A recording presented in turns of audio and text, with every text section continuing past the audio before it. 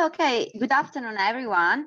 It is a great pleasure for me to open today the cycle of conferences unearthing Japanese archaeology, rediscovering ancient Japan through contemporary studies. First of all, thank you very much for being here from all over the world. I'm Claudia Zancan. I'm a PhD student here at the Foscari University of Venice in Art and Archaeology of Prehistoric and Protohistoric Japan. As a Gesshin Student Association and with the collaboration of Professor Silvia Vesco, we have organized 4 lectures so can discuss Japanese archaeology.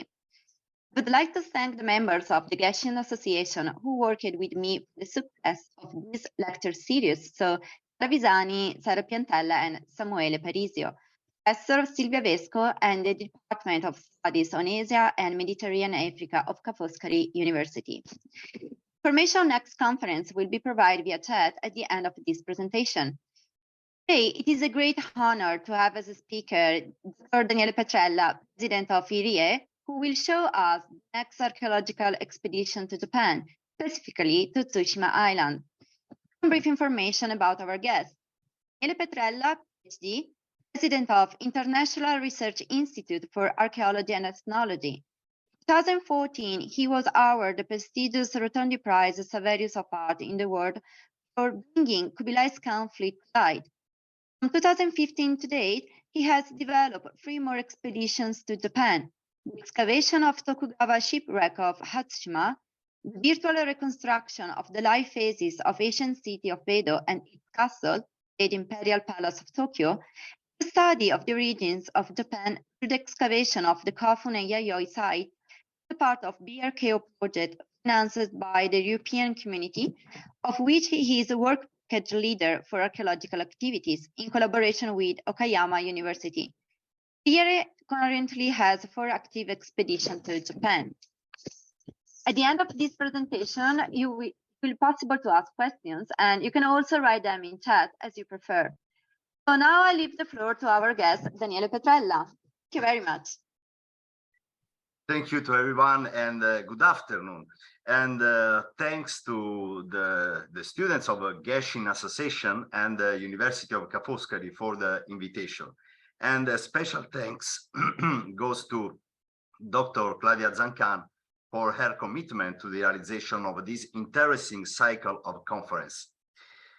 Well, we can start. I now share my place.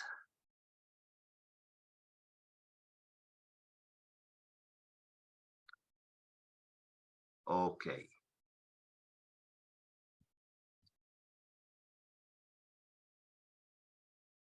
Okay, you can see my monitor, my PowerPoint? Yes. Okay, perfect. Yes. Let's go.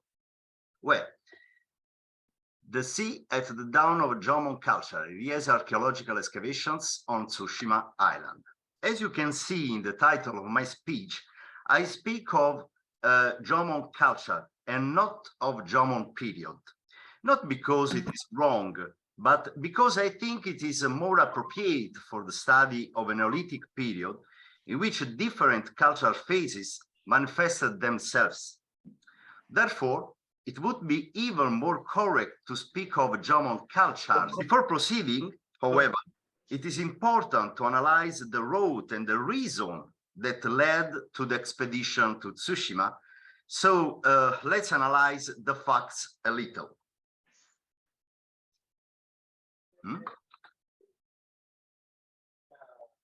Okay.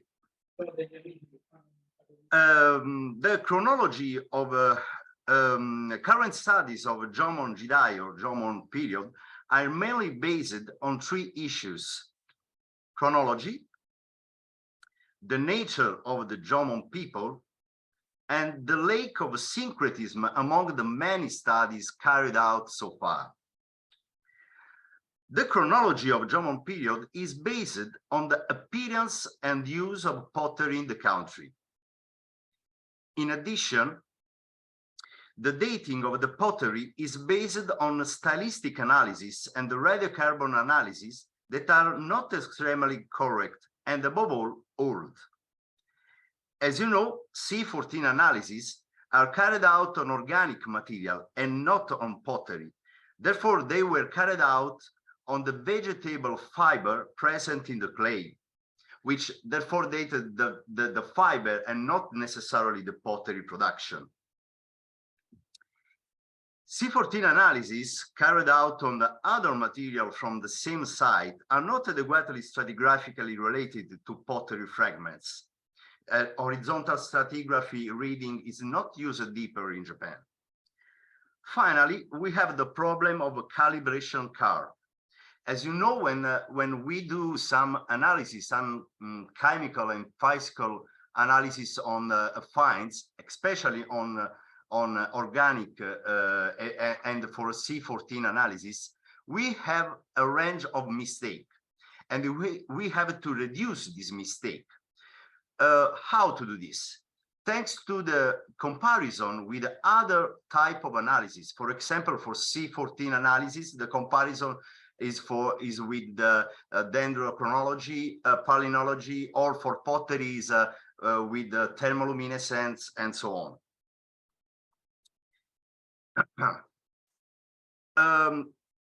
All of these led to the formulation in Japan of 3 theories.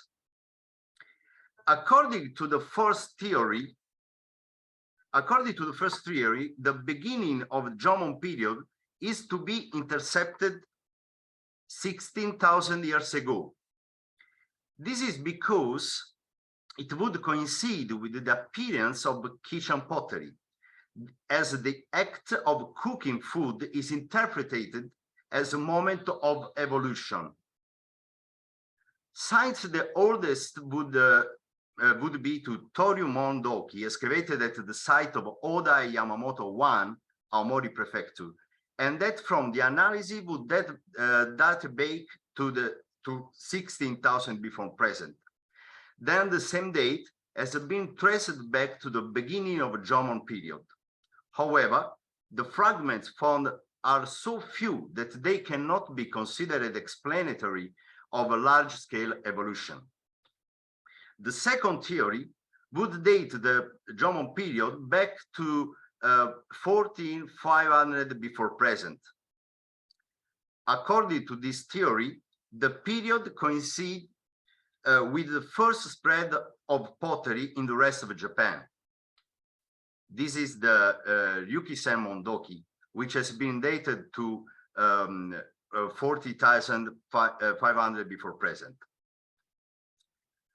The third theory dates the period back to 11,500 before present, with the development of methods and techniques for gathering, hunting, and fishing activities, and the appearance of KAIZUKA. This moment coincides with the appearance of Yorito Mondoki, dated to 11,500 before present. In my opinion, this is the theory that comes closest to a more plausible possibility, and let's see why. The main problem is that basing the studies of the Jōmon people on the birth and evolution of pottery is a somewhat outdated methodology, because the ceramic-based, the pottery-based dates we currently have are not entirely reliable, because the study of the development of a certain pottery form or types do not take into account the regional development pattern of other areas of country, because there are too many variables to determine appearance, evolution, and spread of certain pottery classes to be able to comprehensively determine the evolution of a cultural horizon.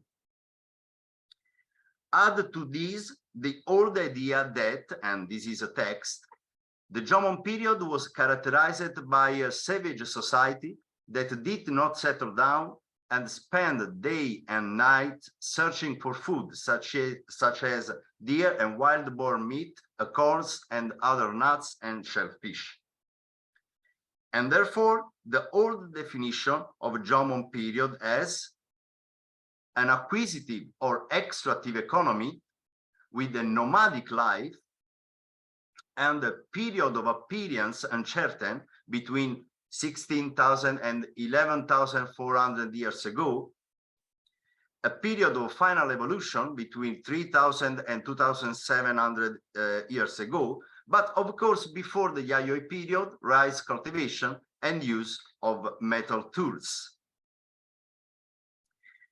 Therefore, to try to understand the nature and evolution of a culture so far from us, we cannot rely solely on pottery, or at least on the material culture that is an emanation of it, but on the relationships between this culture with environment and these changes. So we have to change the starting point, the point of view. The environment influences lifestyle that produces a material culture that favors and allows adaptation that will allow them to survive environmental and therefore climatic changes.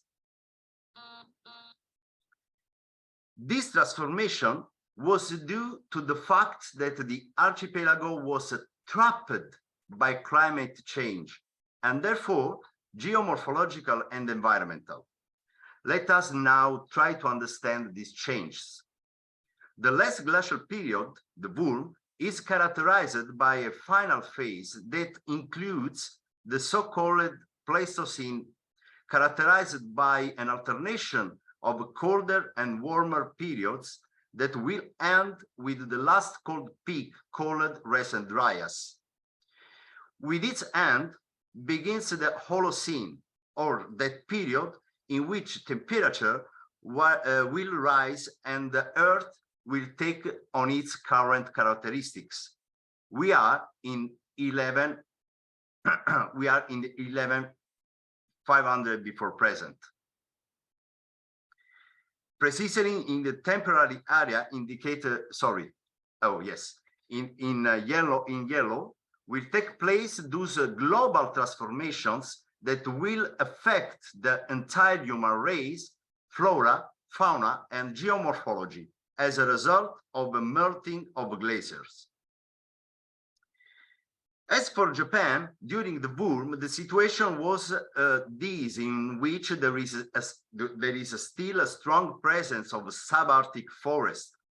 But with the end of the Pleistocene and the early Holocene, the situation changes thanks to the gradual increase in temperature, and around 7,000 before present, deciduous and evergreen forests invade Japan until reaching the current condition.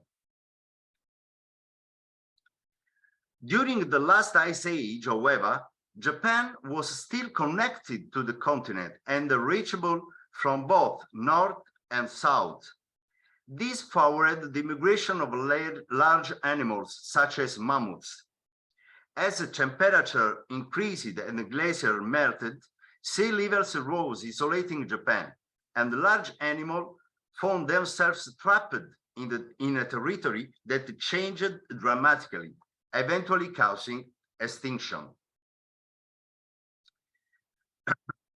We arrived thus at the present condition, during which appeared small mammals, such as deer and wild boar, that did not make large migration, especially in a geoclimatic context like Japan.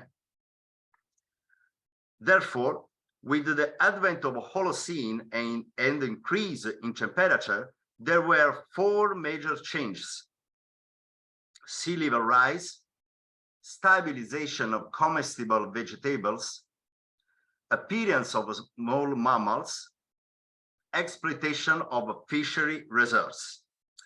Let us analyze them individually. Due to rising sea level, Japan was separated from the continent, causing its isolation, which made the large migration difficult. And even the interior of the country was difficult to travel due to the prevalence of mountain systems. We have seen that the vegetation also changed with the advent of the Holocene. Starting from the southwest coast, the country was covered with deciduous and evergreen deciduous trees that produced acorns and hard fruits such as horse chestnut and chestnut, which together with the rhizomes such as kudzu and bracken required special processing to be consumed.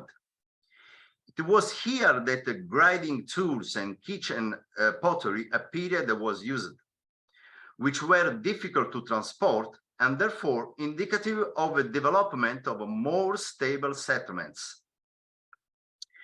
All these elements have favored the settlement and accelerated the learning process of cultivation, because the territory did not allow to easily find other harvesting areas once the products were finished.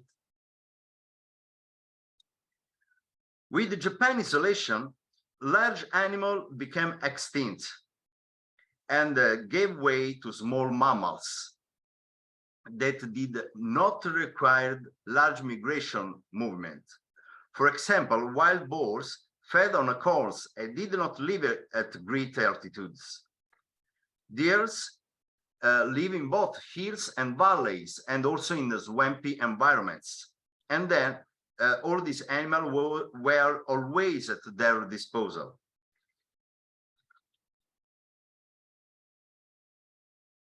Geomorphological changes created an environmental boundary that led to an exponential increase in the exploitation of a very rich resource, the sea.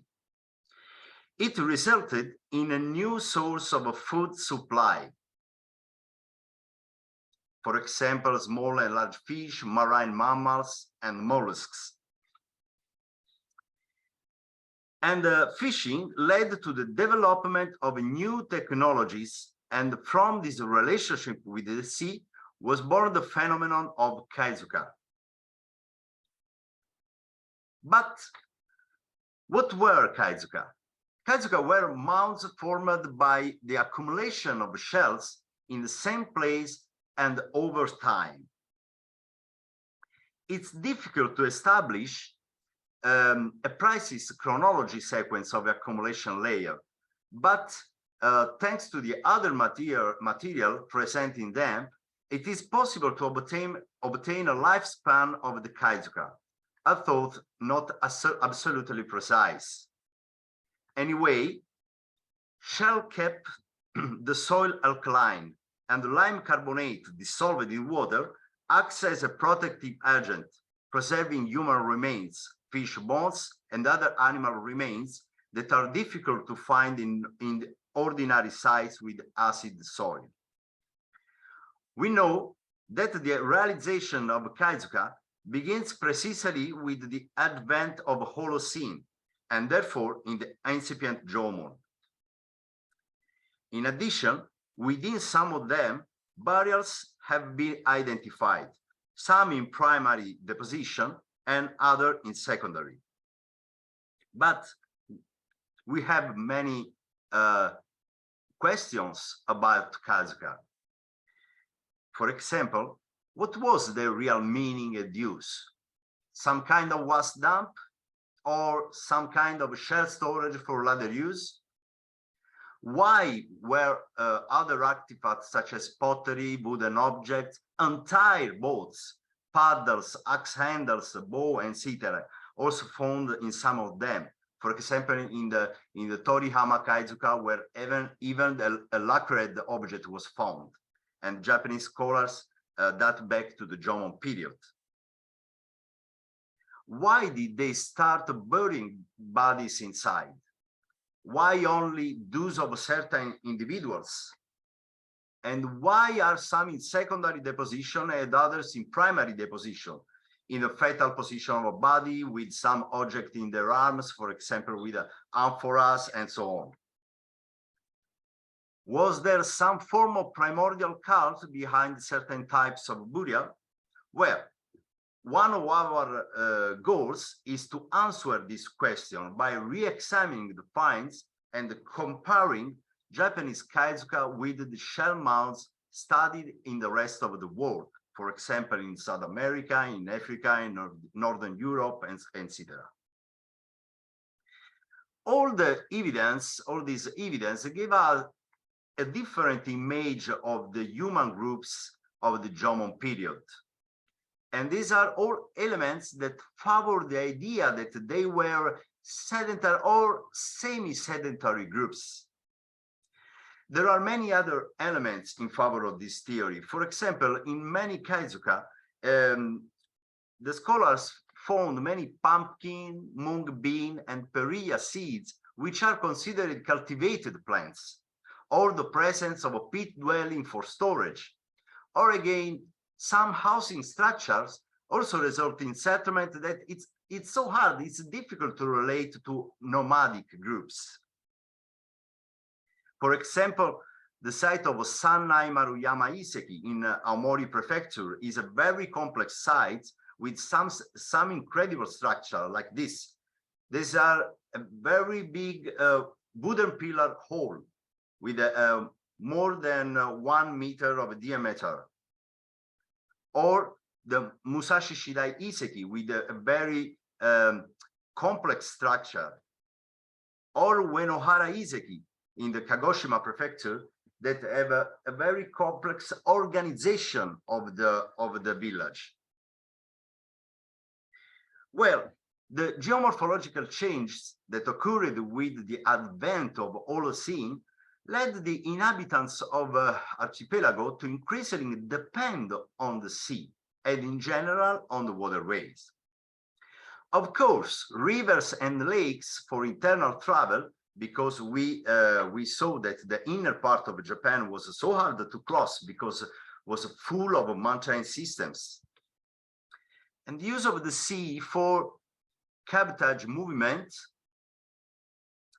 trips between one island and another, fish supply.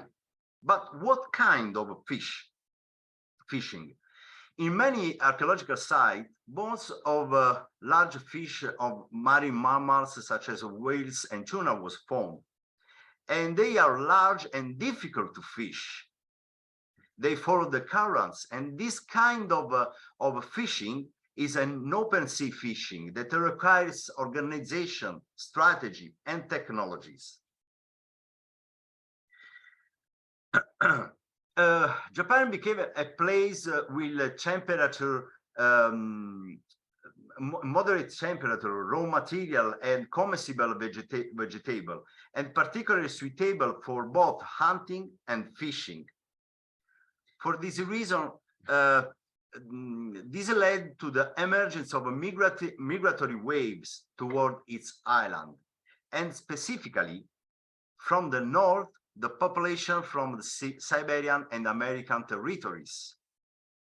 From the southwest, the populations from the Korean peninsula. And from south, small migration from the cluster of islands in Southeast Asia.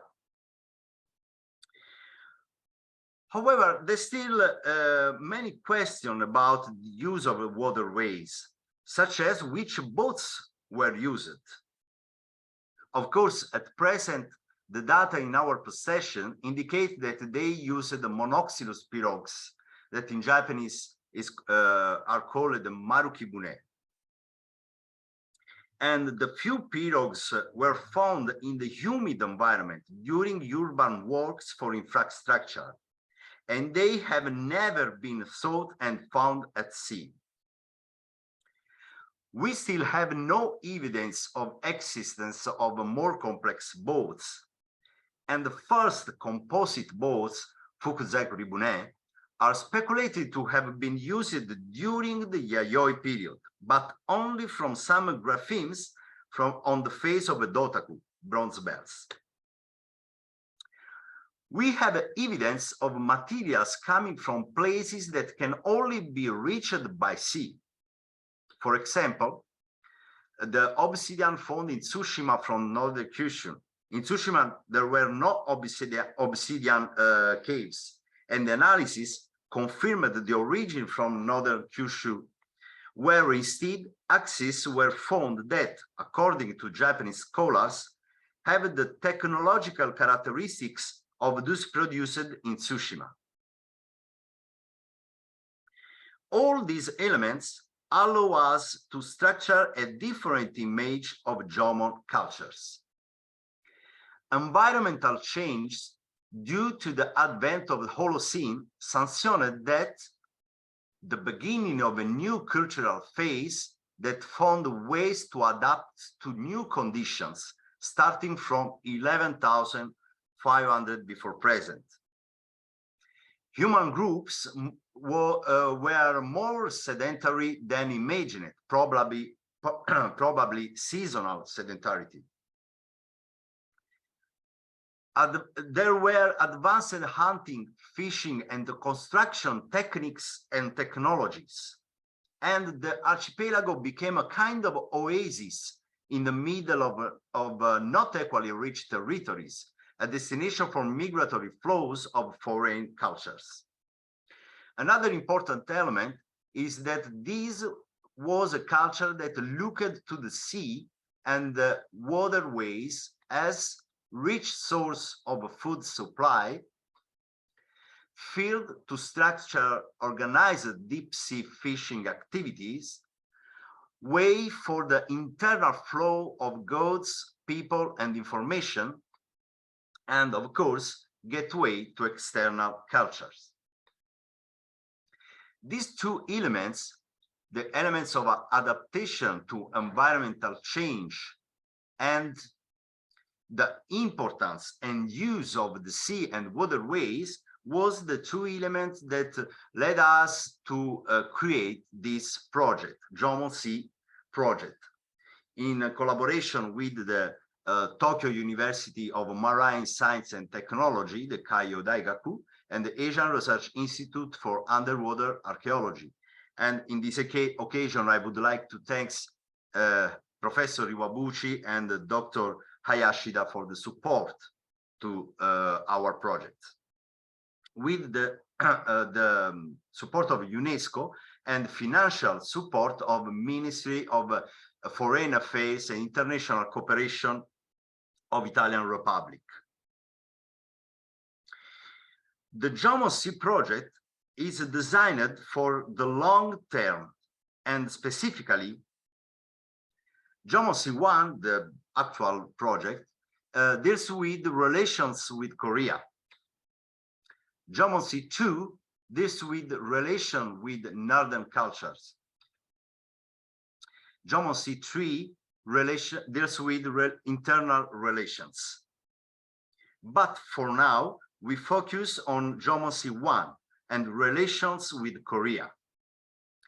How much they influenced the development of the archipelago's early cultures? And what was the true nature of these relationships? It is not difficult to imagine that at the dawn of such contacts, there was a place where they took place. I'm talking about this small island. The island of Tsushima, which is perfectly located on the most direct road between the two countries. It was probably intercepted by explorers from the peninsula in search of a richer territory. Tsushima represents a veritable treasure chest for archaeological research and, of course, for archaeologists, because it was the crossroads of all cultural dynamics between Japan and the surrounding cultures since antiquity. Perfectly like Sicily, that is located in the middle of a Mediterranean Sea, Tsushima is in the middle of a Sea of Japan, and then in the middle of other culture that was located in the surrounding countries. In the course of the years, many investigations have been carried out in Tsushima by Japanese scholars. And they established that there was a strong Korean presence there were exchanges with northern Kyushu, and Korea and Jōmon culture present on the island influenced each other. For us, the interpretation is slightly different. After analyzing the reports of the island-wide survives, we chose to start with the northwestern area, which is 47 kilometers from the Korean coast. Here, there are two extremely interesting areas: the area of Yabitsu and the Shishimi Bay. About the Yabitsu area, thanks to the Asian Research Institute for Underwater Archaeology, the Yabitsu area has been the subject of several investigations over the years, returning a lot of obsidian, pottery dating back to the early Jōmon, a lot of Korean pottery, and the first and so far rolling Jōmon landing in the country, in the red circle, as you can see. This image shows the thermographic analysis carried out on the site. And in the red square, you can see the structure.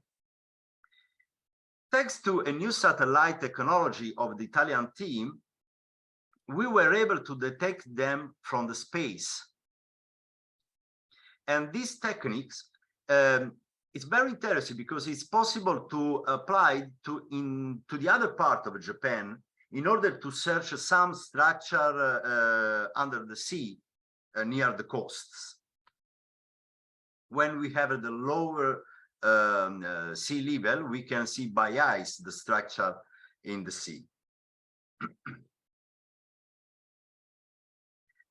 Okay, about Shishimi Bay, this bay and its landing seems to have always been known to Koreans, as can be deduced from texts such as the Haedong Jengugi.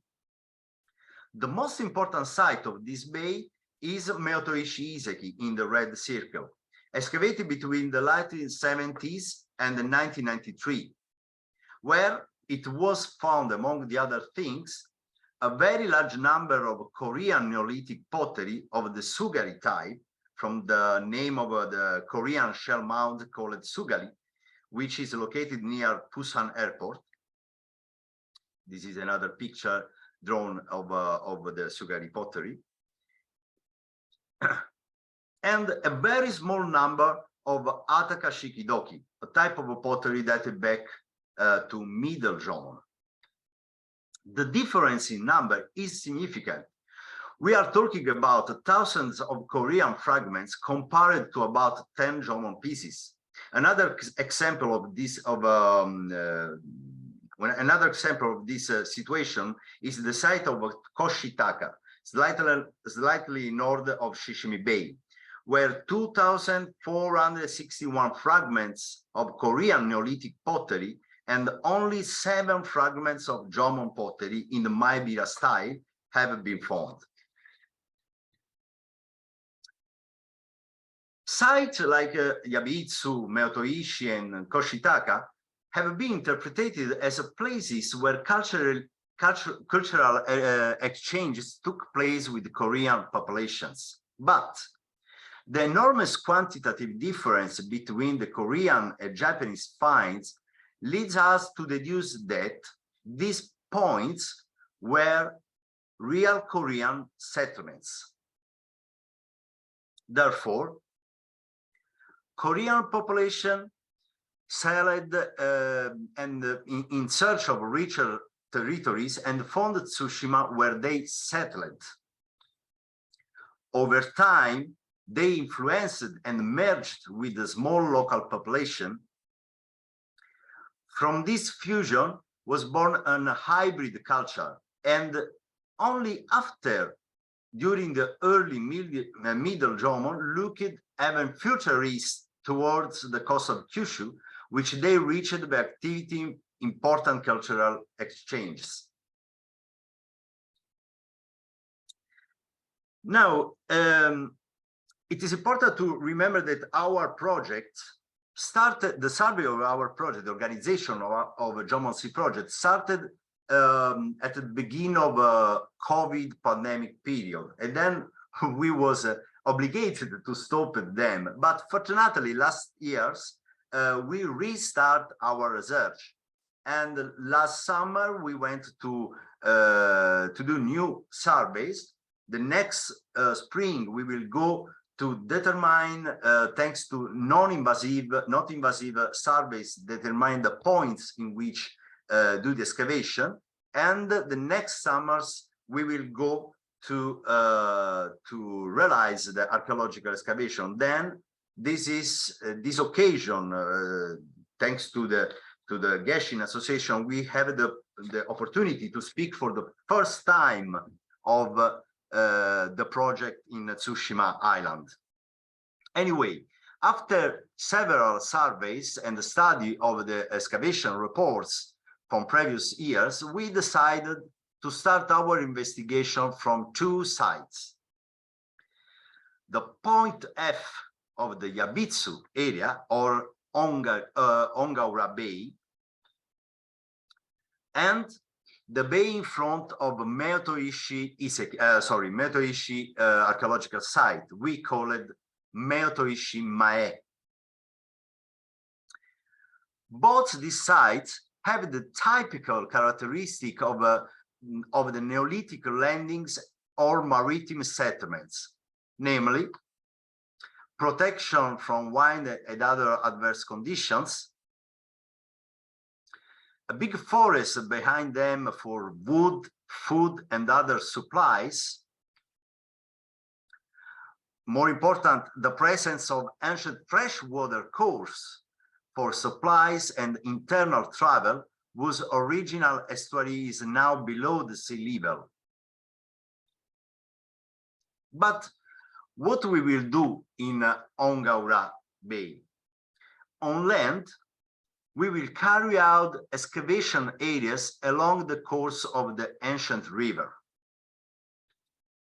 in order to identify traces of settlements or boats, and others in place where we expect to find traces of settlement, and why not, KAIZUKA. It is important to remember that in both sides, the seabed is muddy due to the presence of the ancient water course, and therefore excellent for the conservation of wood. Then in the sea, we will carry out subcoastal surveys to locate the ancient river estuary and any boats and landing structures. Middle depth surveys to intercept possible boats and or landing structure. And using underwater sonar, we will investigate this very interesting area where a narrowing of the seabed can be seen. The archaeological site of Meotoishi Mae is perfectly in front of Meotoishi Iseki in a descent of 325 meters. The structure, the shape of the site is a little bit different from the other one. The freshwater course is at the middle of the area, and on the sides of this course there are two big areas without trees. Anyway, in these sites we carry out excavation area along the middle part of the course of the ancient river, and the other part of the area without trees. And there is a small beach in the northern part of the bay that is very interesting. And then we will go to do some surveys in this area as well.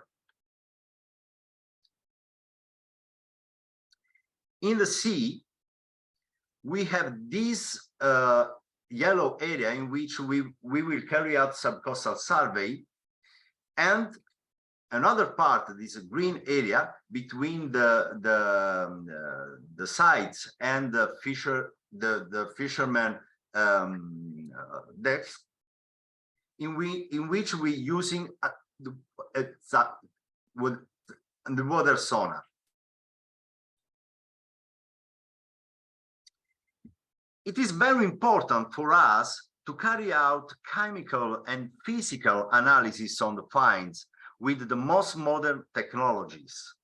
And the archaeometrics activities of the project will include different types of analysis.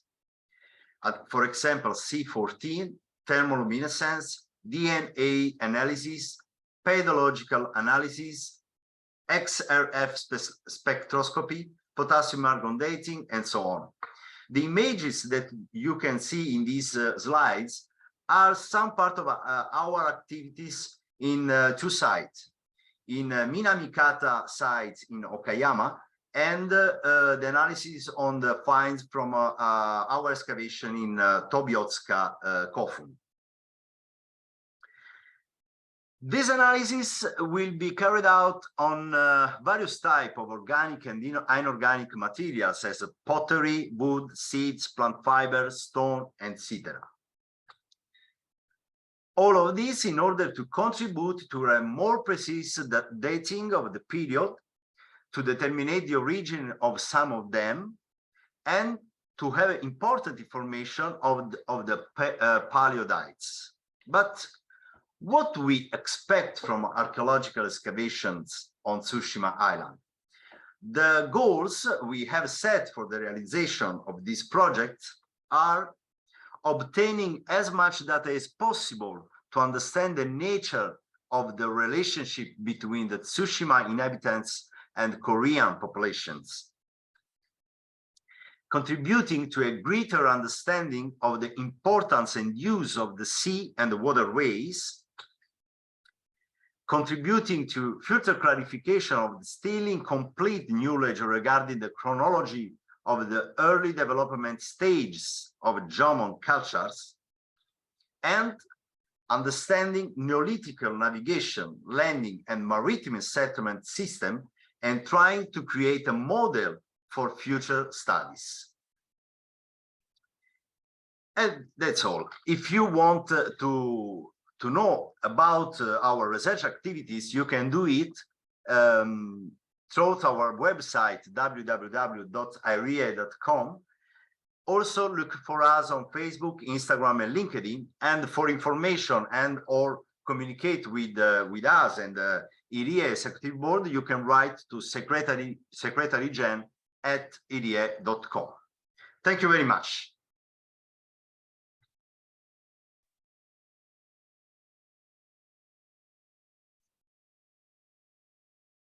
Thank you very much for this very interesting presentation. It was so inspiring to see how to approach the study of Jōmon material culture and the society.